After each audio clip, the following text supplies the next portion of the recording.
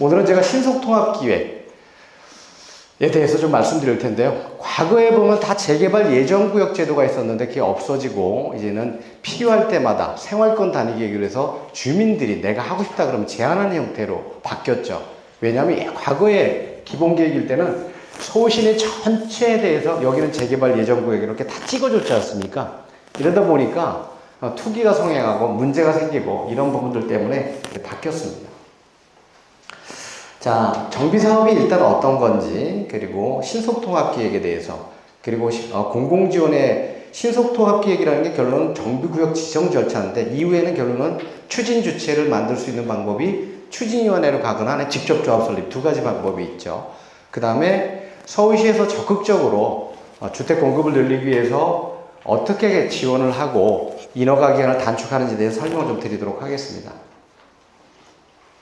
먼저 정비사업의 이해에 대해서 말씀드리겠습니다. 복잡합니다. 자, 2018년 2월 9일을 내놓은 이유는 뭐냐면 2018년 2월 9일 날 법이 전면적으로 개정이 됐죠. 왜냐하면 떨어져 나오는 게 빈집 및 소규모 주택 정비에 관한 특례법이 나오면서 가로주택이랑 모아타운이 다 이쪽으로 다 빠져나왔습니다. 도정법에서. 근데 여러분들 이전에 한 번 더 있던 게 뭐였을까요? 2003년 7월 1일입니다. 도시 및 주거환경정비법이 생겼죠. 그 전에는 뭘로 갔죠? 재개발은 도시재개발법으로 했습니다. 그래서 그때는 주택재개발, 주택개량재개발이라고 했고, 공장지역은 공장재개발이라고 했고, 도심지대 상업지역은 도심재개발, 이렇게 재개발이 세 가지가 있었습니다. 그 다음에 재건축은 뭘로 갔냐면 주택건설 촉진법이었죠. 주택건설을 촉진하고자. 근데 2003년 아마 10월인가 11월에 주택법으로 바뀌었습니다. 촉진법이 촉진이라는 말이 빠지고, 그래서 주택법에서 재건축을 했었죠. 그래서 그때 당시에 도정법이 생기기 전에는 재건축은 거의 민영적인 성격이었습니다. 그러니까 도시를 개발할 수 있는, 기존 원도심을 개발할 수 있는 방법이 재개발, 그 다음에 기존 아파트를 재건축하는 재건축, 그 다음에 또 하나 있던 게 주택법에 사실은 지역 직장 조합이라는 게 있긴 했었습니다. 네, 물론 지금은 리모델링 조합도 있지만 그게 좀 다양하죠. 많이 헷갈려 하십니다. 근데 2018년 2월 9일 날 개정이 되면서 지금은 도시 및 주거환경 정비법에는 주거환경 개선 사업, 재개발 사업, 재건축 사업 이렇게 아주 세 가지로만 딱 떨어져 나왔습니다. 그리고 빈집에는 자율주택, 가로주택, 소규모 재건축, 재개발에 있고, 도시 재정비 촉진을 위한 특별법은 재정비 촉진 사업이라고 있는데, 강북은 저희가 미아 재정비 촉진지구가 있죠. 뉴타운이 이제 재정비 촉진지구로 바뀐 거고요. 최근에 또 나온 것들이 있죠. 도심 공공주택 복합 사업. 이거는 공공주택 특별법 2021년에 문재인 정부 때 가격이 폭등하니까 도심의 공급을 늘리기 위해서 공공주택 특별법의 40조의 7부터 17까지 끼워 넣습니다. 그래서 LH가 수용 방식입니다. 분양권을 주는 거예요. 다 사들이고 현물 보상권을 주는 게 도심 공공주택 복합 사업입니다. 요거는 어떻게 보면 요건 자체가 좀 완화돼 있고, 그 다음에 용적률 인센티브가 좀 나가는 부분들이 있어요. 최근에 또 나온 게 뭐가 있죠? 2025년도에 새로 나온 게 민간 도심 복합 개발에 지원에 관한 법률이 나왔어요. 민간 도심 역세권 쪽에 이거는 신탁이나 리츠가 시행할 수 있는 겁니다. 관리처분 방식으로. 엄청 헷갈립니다. 사업 유형이 너무 많아요. 모아타운, 재개발, 재건축, 또 역세권 사업, 도심 공공주택 복합 사업, 민간 도심 복합 사업. 정말 다 외우기도 힘들 정도입니다. 이렇게 많은 내용들이 있는데요. 지금 이제 보면 간략하게 말씀드리면 도정법상은 주거환경 개선 사업, 요거는 아시겠지만 달동네들 이제 다 없어졌죠. 사실 우리가 기름이나 미아, 달동네 주거환경 개선하는 사업들이 예전에 보면 지금 상계동도 아직 남아있습니다만 주거환경 개선 사업이라는 게 환지 방식이 있었어요. 도로하고 공원 내주고 집 짓게끔 하는 방식들. 그게 다시 또 재개발로 넘어왔습니다만 전면 철거 방식도 있었죠. 주공 같은 데가 들어와서 아파트 분양권 주는 형태. 그래서 아주 정말 달동네는 주거환경 개선 사업을 통해서 각종 이제 세제 혜택이라든가 이런 걸 통해서 사업을 했었고요. 재개발은 물론 공공재개발, 일반 민영 재개발이 있지만 주택정비형, 도시정비형 이렇게 두 개 나옵니다. 주택지는 주택정비형, 도시정비형은 뭐냐면 상업지역이나 공업지역에서 하는 거를 도시정비형이라고 합니다. 재건축은 아시겠지만 당연히 그냥 공동주택, 주택을 재건축하는 거고요. 자, 뭐 그 그림으로 잠깐 보자면 주거환경 개선 사업은 이렇게 보면 저소득 주민이 극히 열악한 농구 상계동을 얘기했는데 여기가 이제 자력 재개발 형태로 환지 방식으로 했던 거고요. 관리형 주거환경 개선 사업이라는 거는 단독이나 다세대 주택이 밀집되어 있는데 도로가 좀 협소하면 도로를 좀 넓혀주고 공원을 만들어주고 공동이용시설, 뭐 경로당이라든가 어린이집 뭐 이런 것들을 좀 만들어서 살기 좀 편하게끔, 그러니까 전면적으로 뜯어고치는 건 아니고 좀 정비해주는 그런 형태를 주거환경 관리형 주거환경 개선 사업이라고 하고요. 재개발은 뭐 아시겠지만 주택 정비형, 주택지를 대부분 다 일반적인 거는 이제 우리가 단독주택지들을 보통 재개발을 합니다. 그 다음에 도시정비형, 여기 신세계백화점이 나왔는데 신세계백화점은 사실은 도시정비형 재개발로 도심 재개발로 해서 지은 거죠. 그래서 종로통이나 이쪽에 가면 다 주상복합 그 빌딩들이 지은 거 보면 다 대부분 도시정비형 사업입니다. 그래서 우리가 공사할 때 보면 뭐 종로 몇 다시 몇 지구 도시정비형 재개발. 근데 그런 경우에는 보통 조합 설립을 안 하죠. 왜냐하면 규모가 작기 때문에 시행사가 사들이든가 아니면 토지도 소유자 20인 미만의 소유자 방식으로 보통 합니다. 그래서 그동 종로통에 있는 대부분 건물들은 도시정비용으로 지었다 이렇게 보시면 될 것 같고, 재건축은 뭐 다 아실 겁니다. 공동주택 재건축, 강북구는 범동 쪽이나 이쪽에 많이 있는데요. 그 다음에 단독주택 재건축 사업은 없어졌습니다. 2012년도가 없어졌는데, 왜냐하면 단독주택 재건축 사업이 왜 있었냐면 단독주택 재건축들이 도로는 반듯하게 다 뚫려 있고 집은 하도 노후가 됐는데 할 수 있는 사업을 할 수 있는 방법이 없는 거죠. 방법이 없어요. 재개발은 왜 요건이 안 되냐면 재개발에서는 호수 밀도라든가 접도율, 과소필지를 보기 때문에 사실 달동네 아니고 도로가 뭐 집이 못 들어가는 집 아니면 사실 재개발 요건이 안 돼요. 그러다 보니까 단독주택 재건축이 있었는데 지금 폐지된 건 뭐냐면 뒤에서 말씀드리지만 재개발의 요건이 상당히 완화됐어요. 옛날에 접도율 기준이 4m에서 6m로 넓히다 보니까 단독주택 재건축 지역들도 접도율 기준이 되는 부분들이 또 있고, 또 다른 방법은 뭐냐면 모아타운으로 가로주택으로 갈 수가 있거든요. 모아타운으로 가면 10,000 회가 아니라 20,000 회로 늘어나고, 그 다음에 SH나 LH 공공참여형으로 가면 40,000 회까지 늘어나니까, 그러니까 뭐 사실 가로주택 정비사업 같은 경우에는 뭐 200세대 미만 나홀로 아파트다 보니까 너무 좀 단지 가치도 떨어지고 도시계획적으로 정비도 안 되는 문제가 있다 보니까 결론은 모아타운이라는 걸 도입해서 면적을 좀 늘려준 거죠. 그렇게 풀 수가 있습니다. 그래서 단독주택 재건축 사업은 없어졌어요. 또 이유의 하나 중에 뭐냐면 단독주택 재건축도 재건축이다 보니까 어떻습니까? 재개발은 공익사업이다 보니까 영업이나 주거 세입자에 대한 보상 방안이 법적으로 정해져 있는데 단독주택 재건축은 보상 방안이 없어요. 그냥 보증금만 주고 내보내면 돼요. 아무것도 해주는 게 없어요. 임대주택 주는 것도 없고 주거이전비 이런 혜택이 없다 보니까 야, 이건 좀 문제가 있다. 그래서 이제 단독주택 재건축은 이제 없어졌죠. 뭐 재개발은 그냥 쉽게 말씀드리면 비포 보면 이제 뭐 도로 공원이 부족하고 노후 불량물을 새롭게 아파트를 지으면서 도로도 기부 체납하고 공원도 만들어주는 이렇게 간략하게 도식화한 내용이고요. 자, 재개발 사업의 정의라고 돼 있는데 여기 보면 필수 요건입니다. 면적은 10,000 회가 무조건 넘어야 되고요. 물론 빈지법상 소규모 재개발은 5,000회 이상이라고 되어 있습니다. 그건 빈지법으로 나와 있는 거고, 이 도정법상의 재개발은 10,000회 이상, 노후 동수가 60% 이상. 이게 기본 전제 조건입니다. 그 중에 선택 요건 중에 한 가지가 맞아야 돼요. 그래서 보면 접도율 40% 이하. 이건 뭐냐면 내가 차가 들어갈 수 있는 집이 4채밖에 안 된다는 거죠. 그러니까 4채 접도율이라는 게 4채 이하라는 거죠. 차가 될 수 있는 데가 6집은 차가 도로폭이 확보가 안 된다는 거예요. 옛날에 이게 4m였는데 6m로 바뀌었습니다. 그러니까 6m 이상의 미만의 접한 집이 6채 이상이라는 거죠. 좁은 골목이 좁다는 얘기입니다. 그렇게 하거나 과소필지 40% 이상. 서울시는 과소필지가 몇 평방미터인지 아십니까? 과소필지 기준. 혹시 아시는 분 계세요? 90평방미터입니다. 우리 건축법상 최소 대지 면적 기준, 건축 허가를 받으면 90평방미터를 내가 가지고 있어야 허가를 받을 수 있어요. 89부터는 건축 허가 안 나옵니다. 근데 경기도나 부산시는 얼마냐면 60평방미터입니다. 거기는 아무래도 대지가 적어도 집을 지을 수 있으니까 최소 대지 면적 기준이에요. 그럼 90평방미터 미만의 집이라는 거는 뭐 89부터 그런 적은 좁은 땅들이 4개 이상 있다. 근데 사실 지금 단독주택 재건축 지역들은 어때요? 다 건축 허가받아서 진 지역들이에요. 다 90평이 넘죠. 그러니까 이걸 충족하기도 어려워요. 호수밀도 1헥타르당 만 해변이 한 3,000평 정도 되는 거죠. 3,000평의 집이 60개 이상 있어야 돼요. 따닥따닥 붙어 있어야 되는 거죠. 그러니까 이것도 사실 쉽지 않은 부분이고. 그 다음에 노후 연면적은 60% 이상. 이 부분이 이제 맞을 수 있겠죠.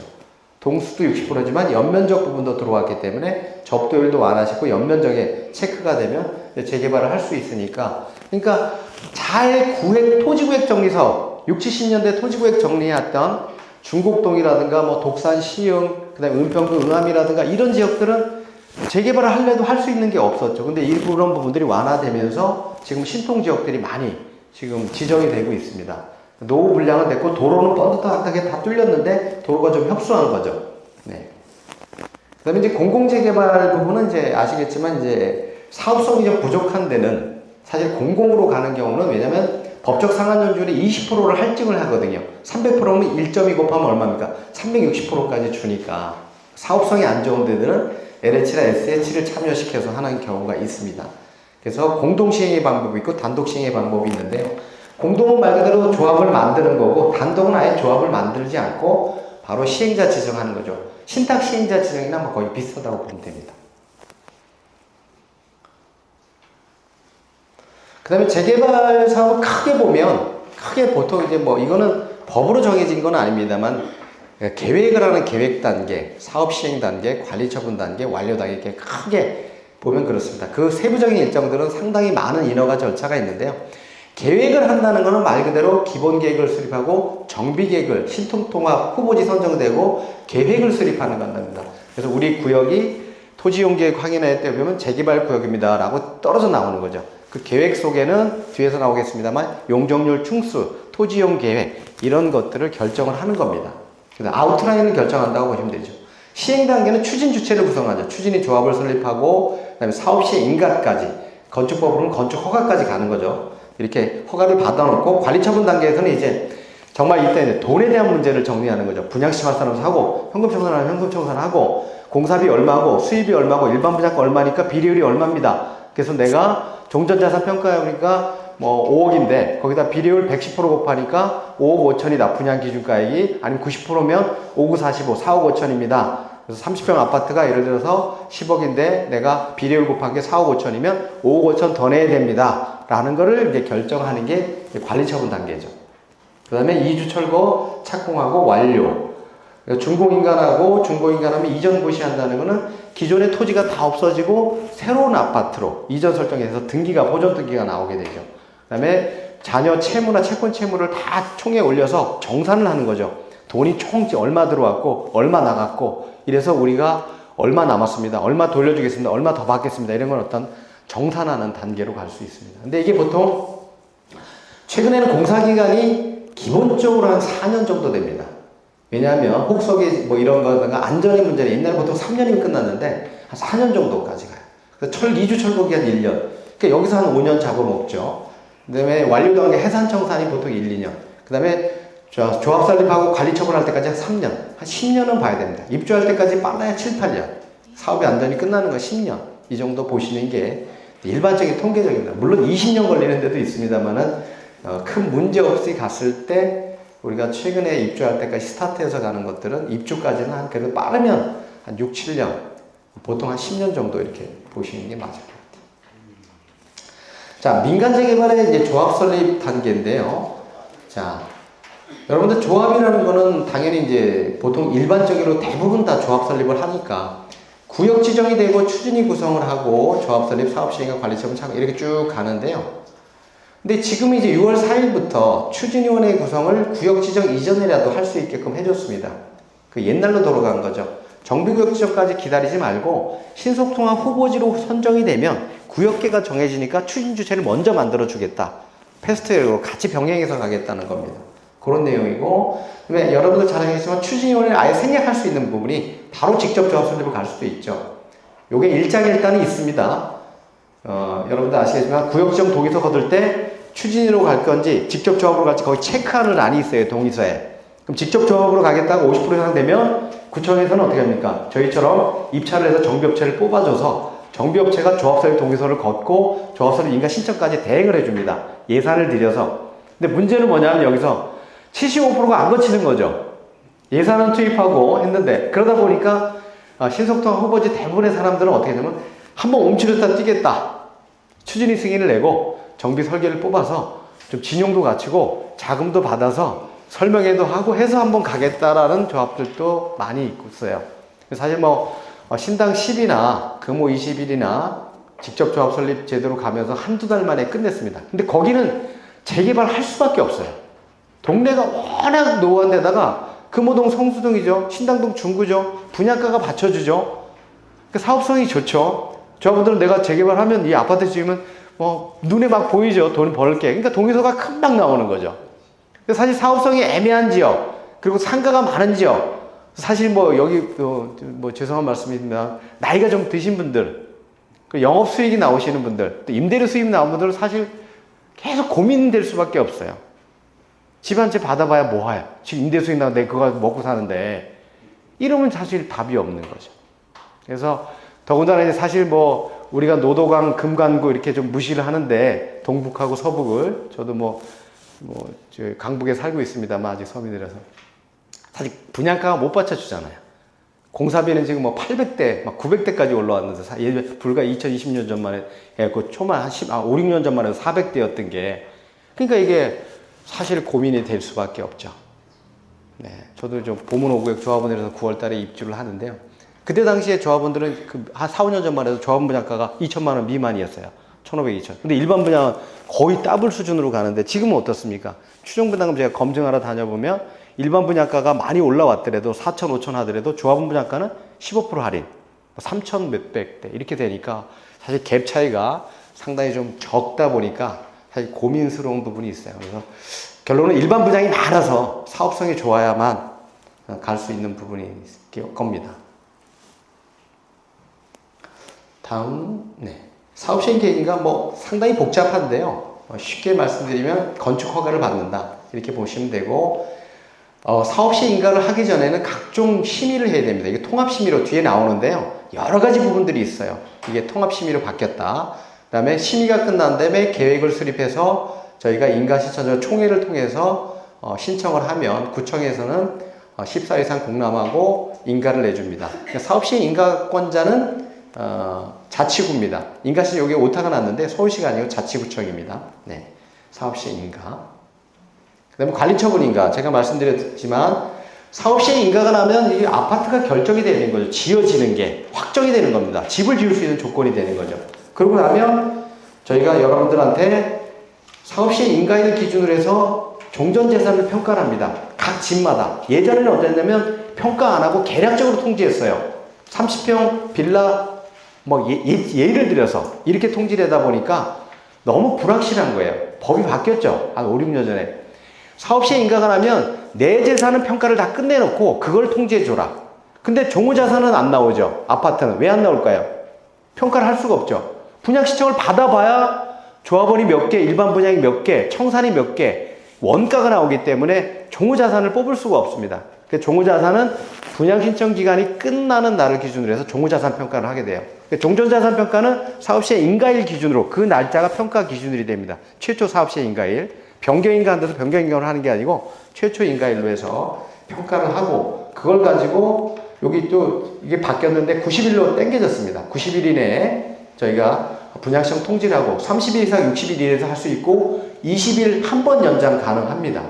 그래서 보통 보면 조합원들이 적은 데는 30일 한 번 하고 한 10일 연장하고 조합원이 많은 경우에는 45일, 60일 하기도 합니다. 신청자가 많은 경우에는.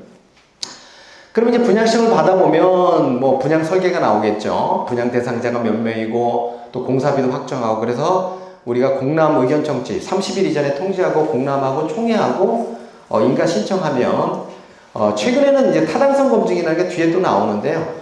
부동산원에서 타당성 검증을 하다 보니까 이게 조금 더 오래 걸리는 부분이 있습니다.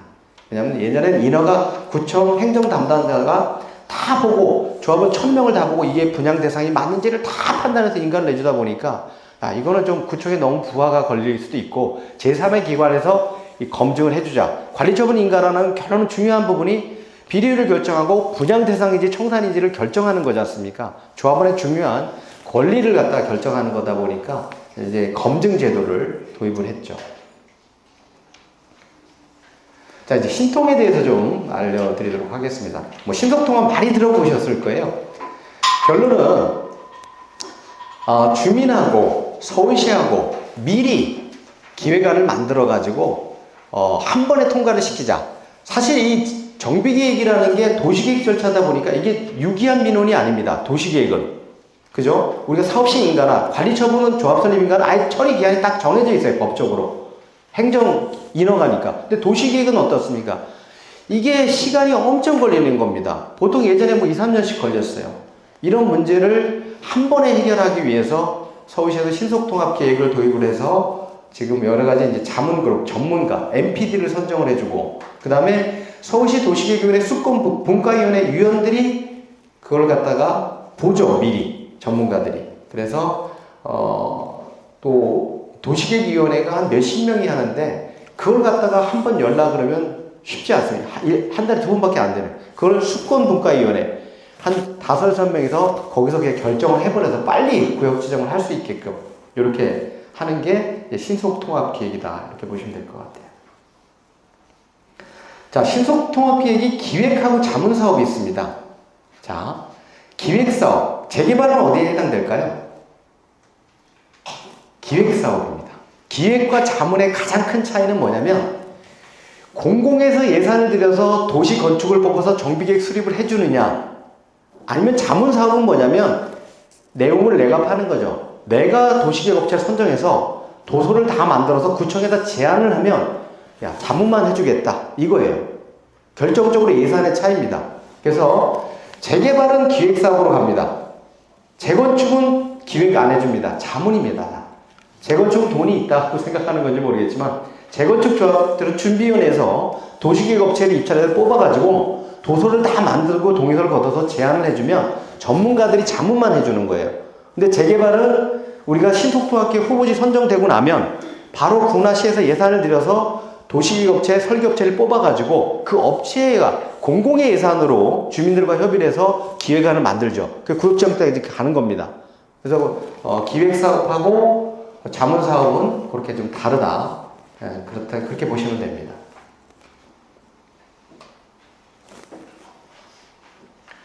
자, 그래서 지금 보면 신통국 예전에는 한 5년 걸렸다 그러는 거예요. 뭐 물론 빨리 한 데도 있지만 주민제한 사전검토 6개월, 정비계획서로 부서 협의하는데 뭐 진짜 몇 년, 또 구역지정 또 서울시 심의하는 데까지 엄청 오래 걸리던 거를 지금 보면 신통계획들 제가 1기, 2기들 한 200군데 보니까 통상적으로 걸리는 기간이 2년 걸리더라고요. 후보지 선정되는 구역지정 고시 때까지 2년 걸려요. 평균. 지금 현재 그렇습니다.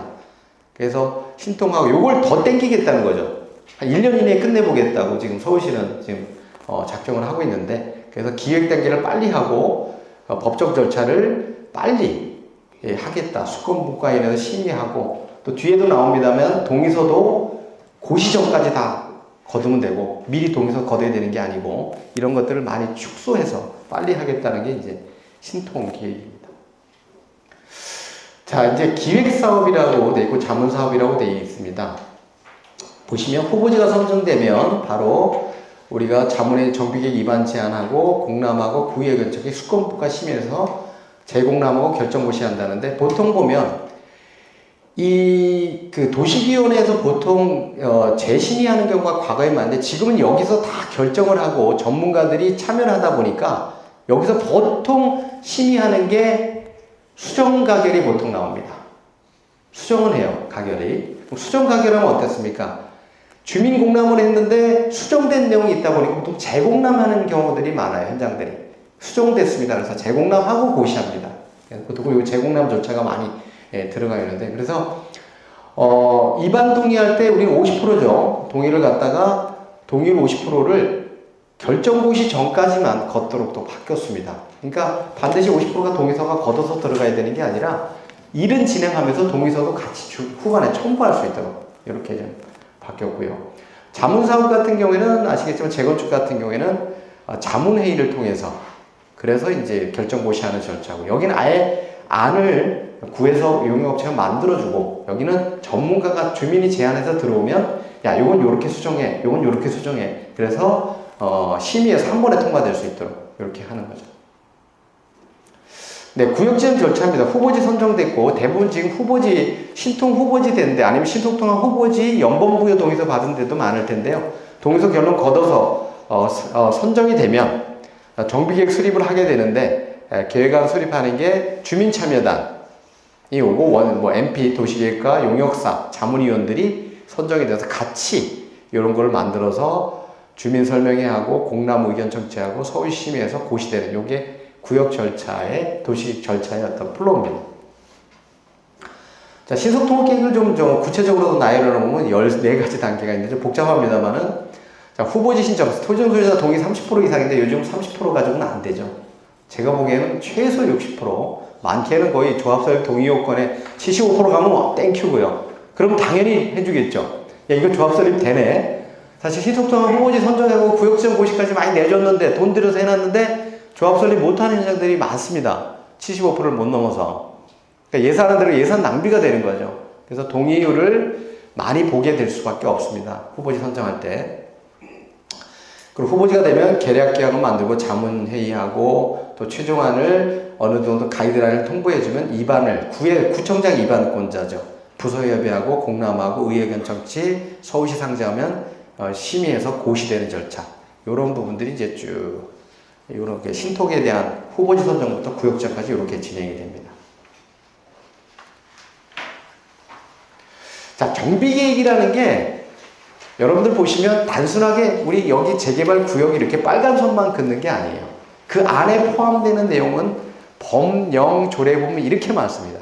몇 시까지를 결정을 하게 됩니다. 그러니까 정비계획 도서가 한 장짜리 아니까 수백 페이지가 들어가죠.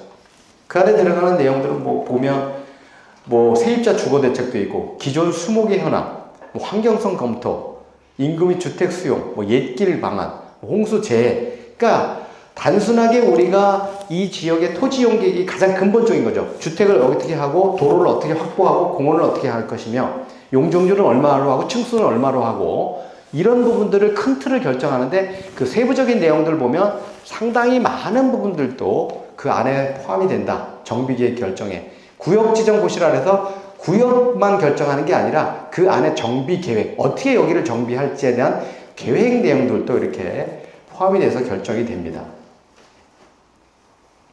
자, 용적률이 이제 가장 이제 궁금해 하실 분들, 대부분 다 요즘 3종, 많이 기준으로 다 업조닝을 합니다. 3종으로 기본적으로 봤을 때, 자, 기준 용적률, 법적 상한, 자, 3종의 법적 상한은 얼마입니까? 국토의 계획 및 이용에 관한 법률이 법입니다. 법적 상한 용적률이 300%입니다. 근데 서울시 도시계획조례는 3종은 얼마로 묶어놨죠? 250%로 묶어놨습니다. 상한 용적률을. 그러다 보니까 이 용적률 체계가 어떻게 되냐면, 기준 용적률은 용도지역, 3종 지역은 기준 용적률을 일단 210%부터 출발을 합니다. 210% 기본. 300% 법적 상한을 바로 주는 게 아니에요. 210%를 깔아놓고 그 다음에 허용 용적률을 20%를 더 주게 되어 있습니다. 허용 용적률은 뭐로 받을 수 있습니까? 기부 체납이 아니고, 공원이나 도로가 아니고, 친환경, 에너지 절약, 이런 것들을 인센티브 받는 항목들을 막 집어넣어가지고 20%를 받는 거예요. 근데 뒤에 나옵니다만은 사업성 보존개수 허용 용적률을 도입해서, 그건 나중에 문제고, 일단 과거의 체계는 20%, 그래서 230%까지 갑니다. 그 다음에 상한 용적률은 얼마입니까? 250이죠. 요 20% 더 찾아먹는 거는 도로나 공원을 기부 체납해서 250까지 찾아먹는 겁니다. 그 다음에 250에서 300 가려면 어떻게 합니까? 50% 더 찾아야 되잖아요. 50% 찾는 거 어떻게 합니까? 절반은 임대, 절반은 분양. 이게 딱 법으로 정해져 있어요. 그럼 법적 상한 가려면 25%는 임대 내놓고 25%는 분양 가는 거죠. 그래서 300%를 이렇게 그림을 그리는 게 기본적인 용적률 체계입니다. 물론 이제 좀 종별로 또 인센티브 항목별로 좀 뒤에 가면 다양해집니다만, 그런 것들이 엄청 복잡한데요. 그거는 이제 복잡한 거 말고, 그렇게 하면 머리가 저도 헷갈리고, 기본 체계는, 용적률 체계는 그렇습니다. 이게. 그 다음에 이제 그러니까 쭉 지금 보시는 것들은 정비 사업이 어떤 게 있고 신속 통합이 어떻게 진행이 됐고 구역 지정 됐으면 다음 단계가 이제 사업 주체를 구성하는 단계잖아요. 그래서 그걸 한번 보도록 하겠습니다. 자, 추진위원회는 말 그대로 조합 설립을 하기 위한 추진위원회입니다. 추진위원회는 감사 추진위원으로 공공지원 대상이고 조합 직접 설립은 추진위원회를 생각하고 바로 조합 임원을 설립하는 거죠. 그 다음에 지정개발자 방식이 있죠. 이거는 민간 방식이고 추진위원회로 갈 거냐 바로 조합으로 갈 거냐는 거고 지정개발자는 신탁업자나 민간합동법인 또는 공공, LH나 SH로 갈 수도 있죠. 이건 공공지원 미대상입니다. 민간으로 가는 것만 공공지원 대상이다 이렇게 보시면 되고요. 자, 추진 주체를 구성할 수 있는 방법이 최근에 바뀌었습니다. 주민 자율도 가게끔 했습니다. 왜냐하면 자, 신속통합 후보지가 되고 구역지정 된 데가 지금 몇백 군데가 되는데 그걸 구청에서 딱 공공지원으로 정비업체를 뽑아가지고 용역비를 주다 보니까 물론 1억 원 미만 낙찰되는 금액이 한 5천에서 1억 사이인데 예산을 받아야죠. 업체 선정해야죠. 기다려야 되는 거죠. 그래도 예산도 부족해요. 그러다 보니까 최근에 풀어준 게 주민 자율적으로 추진이 승인해라. 과거에 했던 방식이죠. 주민들이 50% 이상 추진이 구성을 이제 자율적으로 하라는 겁니다. 그래서 근데 자율에 제외되는 부분은 50% 이상이 공공지원을 요청한 경우, 그 다음에 2개 이상 추진 주체가 있을 경우 분쟁이 있다는 거죠. 그 다음에 추진이 구성을 위한 용역계획 완료조정 지역은 무조건 구청에서 선정을 하겠다는 겁니다. 그래서 이건 구청이 판단을 하는데 강북구는 번동이 아마 주민자율로 최초를 했던 걸로 제가 알고 있는데요. 민원이 없고 그리고 위원장 후보지가 파가 나눠져 있지 않고 주민들이 자율적으로 맡기더라도 큰 문제가 없겠다라고 판단하면 좋습니다. 그러면 위원장, 위원, 감사 뽑으셔가지고 운영규정 만들어서 연번부에 신청하십시오. 연번부에 내주겠습니다. 그럼 자기들끼리 동의서를 50% 이상 걷어서 추진이 승인 요청을 하는 거죠. 그러니까 빠를 수는 있겠죠. 예산을 기다려야 되는 것보다는. 그래서 주민 자율로 할 수 있도록 이렇게 되어 있습니다. 근데 주민 자율로 가더라도 공공지원을 전환하는 것은 소면동에서 위조하는 금품향은 하여튼 법적으로 문제가 있고 위반을 하거나 이러면 공공에서 개입하겠다. 이런 내용입니다. 네, 공공지원 제도의 변경사항이 나온 거는 뭐냐면 자, 추진의 보조금 지원 시기가 과거에는 구역 지정이 됐어야 되는데 지금은 초반 단계 이반 요청에 따라 이반을 결정한 지역, 이반 제한에 따라 이반 요청하고 제한이 뭐가 다를까요? 요청과 제한이. 이반 요청이라는 건 뭐냐면 신속통합 후보지 신청을 여기 재개발해 주십시오라고 하는 게 이반 요청입니다. 후보지가 되는. 이반 제한은 뭐냐면 법적으로 구역지정 이반 제한 동의서입니다. 그러니까 이반 요청 동의서는 재개발해주면 신속통합 후보지 신청 동의서고 이반 제한은 구역지정 동의서입니다. 그러니까 주민 제한으로 이반 제한 할 수 있잖아요. 예. 재건축 같은 경우에는 이반 제한과 이반 요청은 좀 다르고요. 구역지정 되면 당연히 가능하고 주민 공람한 지역, 지구단위 계획구역, 재건축 진단이 난 지역 이런 데는 구역 지정이 아직 안 됐지만 여기 안 됐더라도 추진위원회 승인할 수 있게끔 보조금을 주겠다.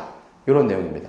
그 다음에 조합 직접 설립 부분도 구역 지정이 된 게 아니라 정비계획에 대한 공람할 때 일단은 보조금 먼저 주겠다. 그러니까 구역 지정 전까지도 되지 않았더라도 조합 설립을 할 수 있는 단계를 같이 투트랙으로 가겠다는 거죠. 조합 설립 동의를 달성하면 2차 보조금 줘서 우리가 빨리 갈 수 있게끔 그렇게 합니다. 보조금 지원 요건은 반대 25% 이상 그 다음에 되면 안 되죠. 왜냐하면 조합 설립 동의율이 75%인데 반대가 25%가 넘는다는 거는 조합 설립이 안 된다는 뜻이기 때문에 그래서 안 줍니다. 그래서 1,000명 미만 1억 예산인데 보통 낙찰가율이 80%에서 결정이 되다 보니까 80% 미만에서 예산은 한 7천 이렇게 추진이 보통 1,000명 이상인 경우 이렇고 그 다음에 조합 설립 같은 경우에는 동의율 요건이 75%고 여기는 50%다 보니까 예산이 더 크죠. 한 3억 정도 이렇게 됩니다.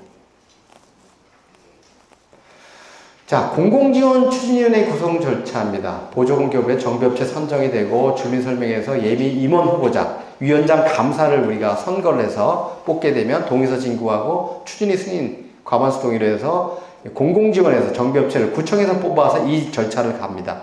주민 자율로 갈 때는 선관위 규정 적용이 안 되고요. 감사 후 추진위 운영 규정을 그냥 자체적으로 공고 붙여가지고 뭐 선관위 구성 뭐 이런 적용이 안 되고 신청 받아가지고 자체적으로 위원을 구성을 해서 운영 규정 만들어서 연번 부여하면 동의서 진구하고 승인해주는 그런 절차입니다. 두 가지로 나눠져 있고요.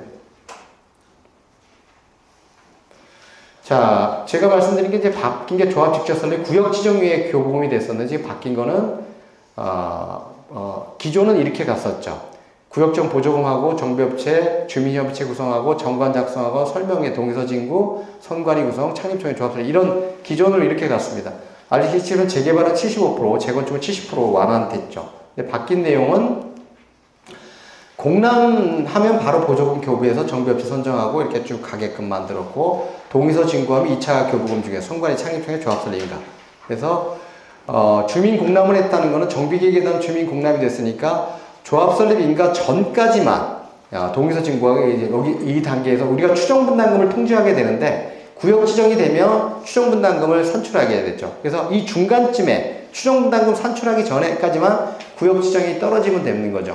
예전에는 아예 정비구역 지정 고시가 된 이후에부터 조합 설립을 스타트할 수 있었는데 지금은 주민 공람이 되고 나면 어느 정도 공람을 했다는 거는 안이 만들어졌다는 거거든요. 다음 절차로 구역정 고시가 될 게 확실하니까 이때부터 조합 설립도 출발을 시키자. 이런 걸로 보시면 될 것 같아요.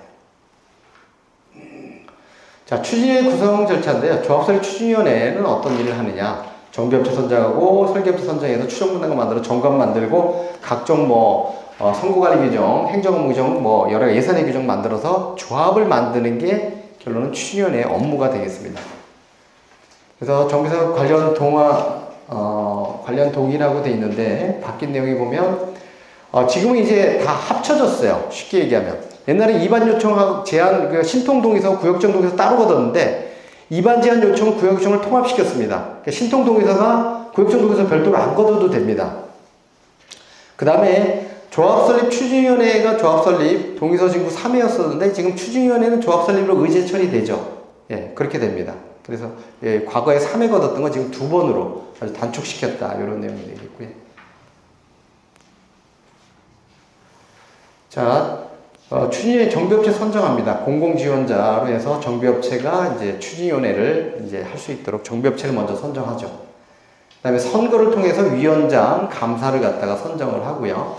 그 다음에 50% 이상 동의서 진구를 합니다.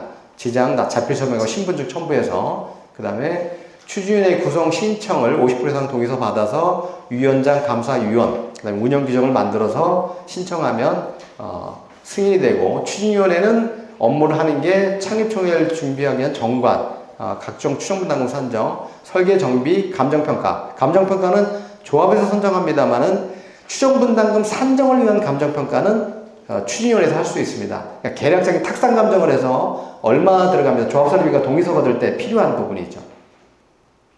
그 다음에 동의서 진구하는 부분이 있고, 그 다음에 창립총회하고, 창립총회. 여기서 이제 조금 한 가지 주의하실 점이, 일반적으로 총회는 어떻습니까?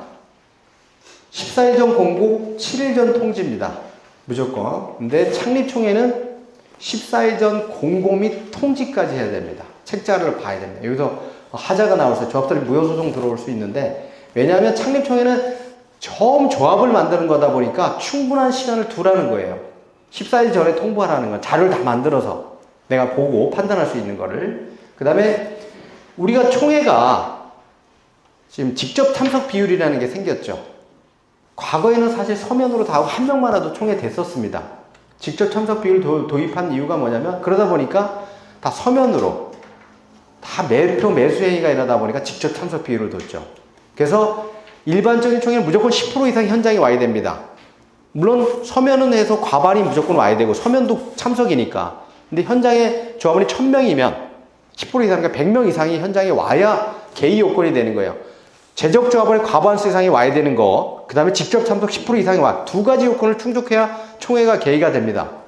근데 20%짜리가 있고 50%짜리가 있어요. 20%짜리는 5가지가 있습니다. 20% 총회해야 되는 게. 그게 뭐냐면 제일 첫 번째가 창립총회입니다. 왜냐하면 조합을 설립하는 중요한 총회니까 현장에 20% 이상 와라. 그 다음이 뭐냐면 단계가 사업시행계획 수립총회. 사업시행계획은 뭐냐면 몇 평 아파트를 어떻게 지을지 이걸 결정하는 거예요. 사업계획을 결정하는 거잖아요. 중요하니까 20% 와라. 그 다음에 관리처분총회입니다. 돈을 결정하는 거니까 중요하니까 20% 와라. 그 다음에 또 하나, 두 개가 들어온 게, 그 이후에 들어온 게 정비사업비의 사용 및 변경. 그러니까 돈을 어떻게 쓰겠다. 여러분들이 부담이 되는 거잖아요. 20% 와라. 한 가지 새로 들어온 게 있습니다. 어떤 걸까요? 혹시 아시나요? 없다가 최근에 들어온 게 있습니다. 자, 우리 시공자 선정할 때 몇 프로 와야 됩니까? 50% 와야 됩니다. 조합은 50%가 직접 와서 직접 투표하라는 거예요. 매표 매수하지 말고. 근데 이제 어느 조합에서 50% 이상 와서 법이 바뀌고 나서 해지를 했어요. 총회를. 해지 총회를 했는데 50% 오진 않았어요.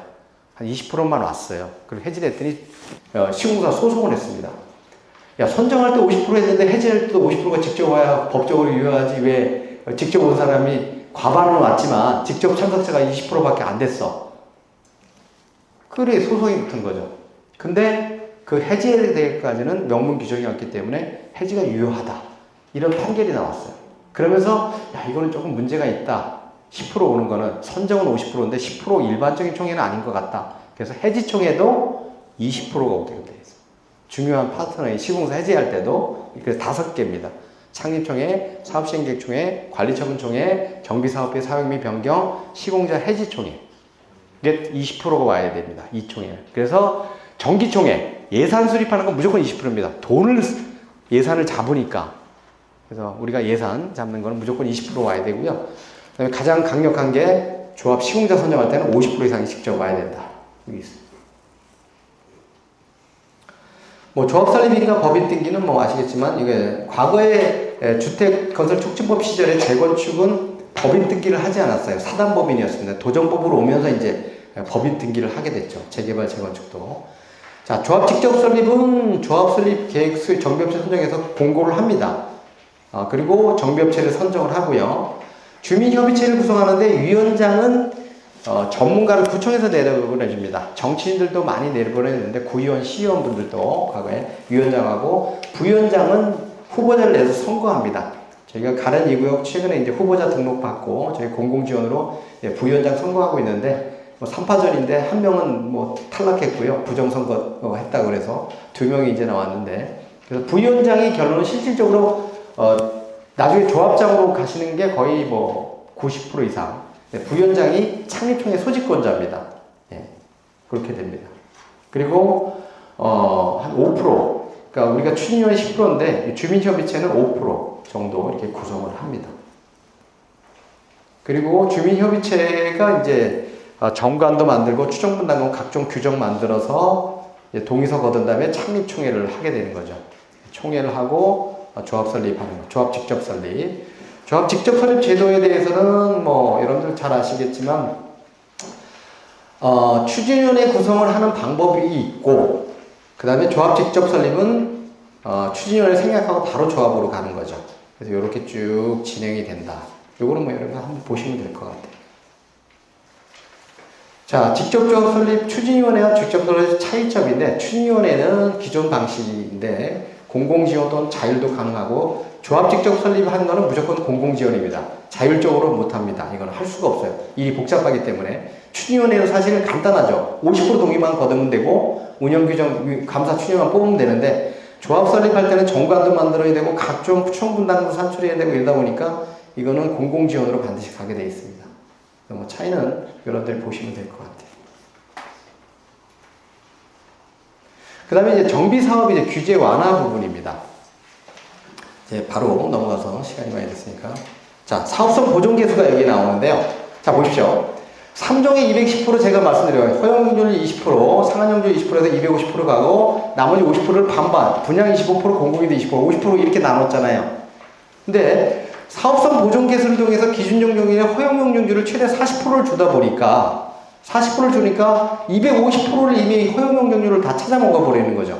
그 다음에 상한용적률 20% 더 찾으니까 270%까지 이걸 찾아먹는 거죠. 그럼 나머지 법적 상한 가는데 얼마나 더 찾으면 되니까 30%만 더 찾으면 되는 거죠. 그러니까 분양 15, 임대 15%, 25%가 10% 줄게 되는 효과, 사업성이 늘어나는 거죠.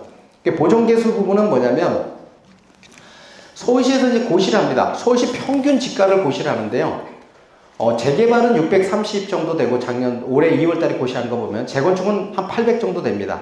재개발 지역은 한 2천만 원 되는 거죠. 평균 서울 시내 공시지가가. 근데 어떻습니까? 강북은 그거보다 낮죠. 그러다 보존 개수가 어떻게 됩니까? 이 최대 2까지 갑니다. 최대 2면 어떻게 하면 20% 곱하기 2하면 40%까지 이 보존 개수로 그냥 뭐 인센티브 안 주고 뭐 친환경 이런 거 안 하고 40%를 찾아먹는 거예요. 그러니까 지가가 낮은 지역들은 그만큼 사업성을 개선해 주겠다는 거죠. 그래서 결론은 그 사업성 보존 개수가 그렇게 이제 적용이 된다. 최근에 이제 모아주택도 도입을 했습니다. 모아타운도. 자, 현황 용적률은 사실 재건축에 해당되는 부분일 거예요. 자, 현황이 이미 뭐 20층짜리 아파트 268%인데 기준 용적률을 230% 적용하면 기준 용적률보다 더 떨어지잖아요. 인센티브 다 해야 되잖아요, 이렇게. 근데 그거를 기부 체납 없이 268%를 그냥 기준 용적률 인정해 주겠다. 그럼 그 위에 조금만 더 우리가 기부 체납하면 법적 사항까지 갈 수 있는 거죠.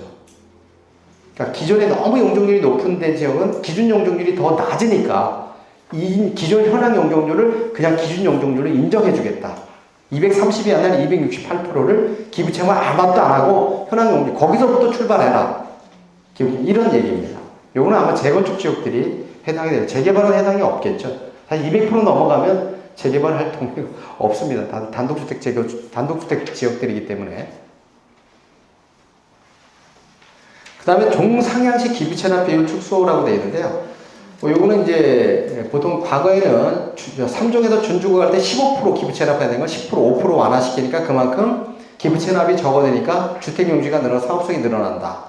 그 다음에 기부채납 건축물 인센티브 강화라는 거는 뭐냐면, 자, 도로나 공원으로 주는 값이 100원인데 이걸 기부채납하면 100원을 다 인정해 주는데 건물을 지었는데 건물의 원가는 100원이 들어갔는데 건물로 기부채납하면 70원만 인정해 주는 거예요. 30원을 깎는 겁니다. 형평성이 없죠. 똑같은 돈 들여서 땅을 주든 건물을 주든 원가가 들어갔으면 그만큼 인정을 해줘라. 그래서 건물도 0.7이 아니라 1로 기부채납하고 그럼 30%만큼 늘어나는 거죠. 네, 30원이. 그런 부분이고 공급주택 매입비용 상향으로 되어 있는데, 자, 재개발 임대아파트 지금 공공주택 특별부서 표준건축비가 360만 원인가 밖에 안 됩니다. 평당. 근데 공사비가 800만 원인데 360만 원에 사간다는 게 말이 안 되잖아요. 반값도 안 되는데 사간다는 임대주택을. 예, 그러다 보니까 문제가 있다 그래서 분양가 상한제로 한 기본형 건축비가 210만 원이 한 700만 원 정도 돼요. 이게 3월달, 9월달에 국토부에서 고시하는데 분양가 상한제 적용 기본형 건축비 임대주택보다는 거의 한 2배 정도 되죠. 근데 700만 원을 다 주면 좋은데 요게 80%, 7, 8에 56, 560만 원. 360만 원만 해도 평당 200만 원은 더 받는 거죠. 임대주택에 대해서도 가격을 좀 현실화시켜서 서울시가 매입을 하면 그만큼 조합의 수입이 조금은 늘어나겠죠. 그 다음 기반시설에 대한 부분은 이제 꼭 한번 기부채납하면 도로공원 2차원적인 것만 생각하는데 이제 3차원적인 것도 기부채납으로 인정을 하겠다라는 부분입니다. 그래서 도로에다 덮개공원을 만든다든가, 그래서 반포라든가 성수 같은 경우에 지금 덮개공원 다 강변북로나 올림픽대로를 이제 덮어버리는 거죠. 그것도 이제 기부채납으로 인정을 해주면 그만큼 기부채납률을 하면 요 땅에 기부채납할 걸 아파트 용지로 또 확보할 수 있겠죠. 그 다음에 이제 상부 공간에 어떤 그 공공 녹지축으로 된 것들, 그 다음에 복합청사 같은 경우도 예전에 뭐 2종, 3종인가 200%까지 짓던 거를 400%, 500, 고밀로 지어서 기부채납하게 되면 그만큼 비용으로 환산해서 기부채납이 늘어나니까 작은 땅에 고밀로 짓게 되면 우리가 건축비만 들이면 되잖아요. 그럼 땅이 더 늘어나는 효과가 있을 수 있겠죠. 그 다음에 공공지원 강화 내용인데요. 이거는 이제 제가 바로 말씀드리겠습니다. 자, 제가 선단에 말씀드렸던 거 4m가 기준이었던데 이게 6m로 확대를 시켰습니다. 접도율 기준을. 그러면서 여기 보면 광진, 중랑, 강북, 인포, 강동, 양천 이게 그 60년대, 70년대, 80년대 이게 토지구역 정리 사업 했던 지역들은 다 도로를 먼저 딱 깔아놓고 다 집을 지은 단지란 말이에요. 그러니까 도로가 다 뚫려서 집은 들어가요. 차는 들어가요. 4m, 6m는 안 되는 거죠. 그러니까 이게 방법이 없다 보니까 이거를 도로 기준을 더 넓힌 거죠. 접도율 기준을. 그래서 그런 저층 주거지들이 단독주택 지역들이 재개발 사업으로 갈 수 있게끔 그렇게 바뀐 겁니다. 그리고 경관지구, 저희는 고도지구에 해당될 텐데, 경관지구는 수유, 안암, 남산이라든가 이런 데를 좀 높이를 완화했고, 저희는 이제 북한산 때문에 사실 저쪽 그 수유동 쪽에 이쪽에, 경관 때문에 상당히 층수 제한을 받는데, 그런 거를 좀 많이 풀어서 좀 사업성을 높일 수 있게끔 이렇게 바뀌었다는 부분이고요. 통합심이라는 게 있죠. 뒤에 더 나옵니다만, 도시계획, 환경, 교육, 소방, 여기에 재해, 경관, 교통, 이런 것들도 소방, 이런 것들이 있는데, 자, 그냥 쉽게 제가 말씀드려 볼게요. 자, 건축심의, 우리가 건축심의에서 도로를 남측으로 주출입구를 남측으로 냈어요. 간선도로변에다. 근데 교통영향평가가 왔는데, 교통영향평가 심의위원들이 그러죠. 전문가들이. 야, 여기다 주출입구를 내면 교통사고의 위험이 있고, 차들이 많이 다니니까 저 북쪽으로 옮겨. 이러면 어떡합니까? 도면을 새로 다 그래서 건축심의를 또 받아야 돼요. 그러니까 각 심의 보려고 전문가들이 다르죠. 교통 전문가 입장에서 교통을 보는 거고, 건축은 건축 전문가 입장에서 보는 거고, 환경은 환경 전문가 입장에서 보니까 다 의견들이 서로 달라요. 그러니까 서로 삥뽕 이혼하는 걸로 삥뽕 왔다 하니까 죽어나는 거는 조합은 죽어나는 거죠. 인허가 기간만 길어지고. 그러니까 아예 이거를 원스톱으로 한 번에 전문가들 다 모여. 이거 보고 의견 다 내. 그래서 이건 문제가 있고, 이 전문가 문제가 이렇게 하면 이런 문제가 있습니다. 그래서 아예 거기서 그냥 끝내버리는 거죠. 한 번에. 그럼 다른 의견이 안 나오니까. 그래서 이렇게 바뀌었다는 거예요. 근데 공사비 갈등제로, 지금 사실은, 공사비가 올라가다 보니까 유치권 행사하고 키 안 주고 분쟁이 생기는 데가 엄청나게 많습니다. 저도 이제 갈등 관리관 4개 현장을 맡고 있는데요. 그래서 지금 서울시는 무조건 추진이 초기 단계는 한 현장당 한 사람의 갈등 관리관을 배치를 합니다. 그래서 상시적으로 모니터링을 하고요. 그 다음에 이제 시공사 공사비 분쟁이 생기거나 문제가 생기면 한두 명 전문가를 또 파견을 시킵니다. 적산 전문가라든가 아니면 변호사라든가 법률 분쟁 전문가를 한 두세 명이 가서 그거를 바로 해결을 할 수 있게끔. 왜냐하면 그런 분쟁이나 소송 때문에 늦어지는 게 또 비일비재하거든요. 그래서 그렇게 지금 하고 있다라는 내용이고요. 그 다음에 규제화나 추가 부분인데, 자, 환경영향평가라는 게 영향평가 중에서는 제일 어렵습니다. 자, 환경이 상당히 방대해요. 수질, 대기질부터, 그 다음에 지질, 그 다음에 사회 환경, 자연 환경 다 보거든요. 이게 상당히 오래 걸리고 하기가 힘든데, 과거에는 사전 심사를 해서 부서협의를 해서, 그 다음에 통합심의 2단계를 거쳤는데, 사전 심사를 아예 없애버리고, 그냥 같이 통합심의로 그냥 가겠다. 여기서 걸리는 기간만 해도 벌써 2, 3개월이 각과 부서협의회에서 사전에 의견을 다 조율해서 그걸 본심의로 넘겼죠. 그러니까 각 부서들을 경관도 봐야 되고, 부서가 그 환경평가 영향 항목이 체크리스트가 수십 가지입니다. 그래서 그런 부분들을 아예 없애서 시간을 좀 단축했다. 그런 부분이고요. 그 다음에 세입자 부분이 있죠. 여러분들 아마 재개발 대부분 다 해당되실 텐데, 자, 재개발은 세입자에 대해서 뭘 줍니까? 주거이전비 주고, 임대주택 주고 2가지 혜택이 있습니다. 공익사업을 위한 토지의 취득 및 보상에 관한 법률에서. 자, 근데 임대주택 대상자는 어떻습니까? 공람 공고일 3개월 전부터 거주한 자죠. 그리고 입주때까지 무주택이래야 돼요. 주택 있으면 안 됩니다. 임대주택 안 주죠. 그럼 이 사람이 무주택인지 어떻게 합니까? 국토부에다 전산조회를 요청해서 이 사람이 주택을 샀다 팔았는지 취득세나 양도세 그 자료가 다 나오거든요. 그 전산 검색을 다 해서 그게 없어야 그 다음에 이제 확정을 짓는데, 과거에는 요거를 사업시행인가한테 한 번 하고 관리처분인가한테 한 번 2번 했던 거를 관리처분인가한테 한 번에 그냥 전산조회 한 번만 해서 확정을 시키자. 그렇게 이제 줄인 거죠. 그리고 한 가지 주거이전비 대상은 기준일이 언제인지 아시나요? 임대주택은 공람공고일 3개월 전 주거이전비 4인 가구 기준 보통 한 2천만 원 주는데 세입자 그는 공람공고일입니다. 3개월 차이가 있어요. 공람공고일 3개월 전부터 살아야 임대주택이 되고 주거이전비는 공람공고일 1 기준입니다. 3개월 차이가 있습니다. 주거이전비는. 예전에는 2가지 중에 하나 선택하면 하나 안 줬는데 지금 다 줘야 됩니다. 주거이전비도 받고 임대주택 주고 심양하면. 옛날에는 2가지 중에 하나 받으면 하나는 안 줬어요. 주거이전비 받거나 임대주택 둘 중에 택일이었는데 지금은 2가지 다 주고 있죠. 그 다음에 인가협의기간 단축이라고 되어 있는데, 자, 지금 54개 부서가 돌아간다 그랬어요. 사업시행인가 하는데, 소방서, 뭐 경찰서, 군부대, 한전, 뭐 왜냐하면 엄청나게 많죠.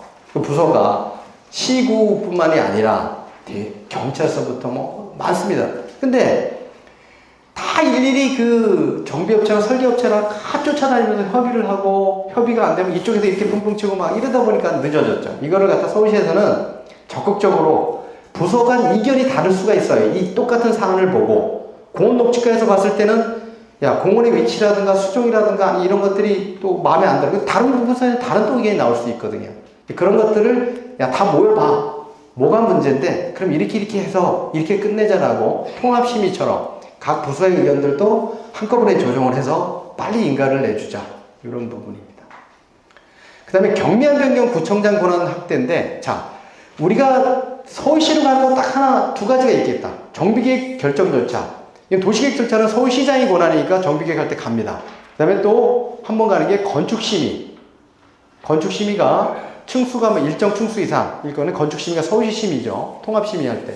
두 번 가는데 정비계획 변경하는 것들 보면 5% 미만을 5% 10% 확대고, 그 다음에 최고 높이를 하향하는 것만 됐는데 상향하는 것도, 이런 경미한 것들은 구청장이 처리해서 서울시까지 가면 시간이 걸리니까 이런 경미한 변경, 정비계획 변경은 구청장이 처리할 수 있도록 하겠다는 부분이고요. 그 다음에 추가 항목 보겠습니다. 추정분담금. 자, 과거에 제가 96년도에 시작할 때는 동의서를 조합설립 및 사업시행과 동의서를 한꺼번에 거둬요. 한 장짜리였어요. 아무것도 없어요. 그냥 인감만 첨부하면 조합설립 사업시행과 동의합니다. 몇 세대를 짓는지도 모르고 내가 얼마인지도 모르고 추정분 아무것도 없이 그냥 동의서만 냈었어요.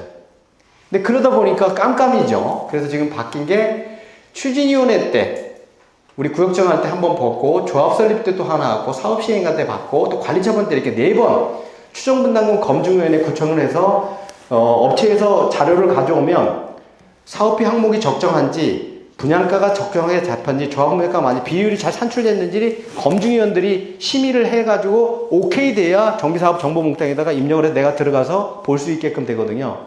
그 절차를 관리처분 때는 사실은 다 모든 게 거의 90% 이상 결정이 됩니다. 왜냐하면 시공사도 다 뽑았고 설계도 나왔기 때문에 그때 분양 신청할 때는 데이터를 그때까지 검증할 필요는 없다. 그건 없애자. 4번이 아니라 3번만 하자. 이런 내용입니다. 추정분담금 검증.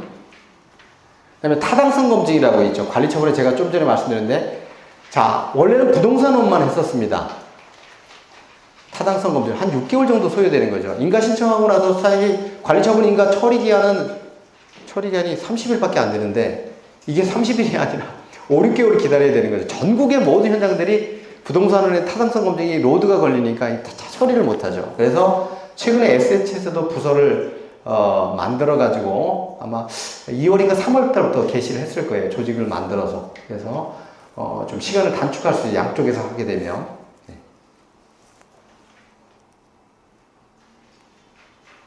자, 이주 촉진 대책이라는 부분이 있는데요. 자, 10년 살았는데도 보상이 없다. 자, 제가 좀 전에 말씀드린 것처럼 주거이전비나 임대주택에 대한 보상 기준이 구역지정 공람공고이래요. 영업보상도 마찬가지입니다. 구역지정 공람공고이래요. 근데 그 이후에 들어온 사람은 어떻습니까? 보상 없이 그냥 나가야 되죠.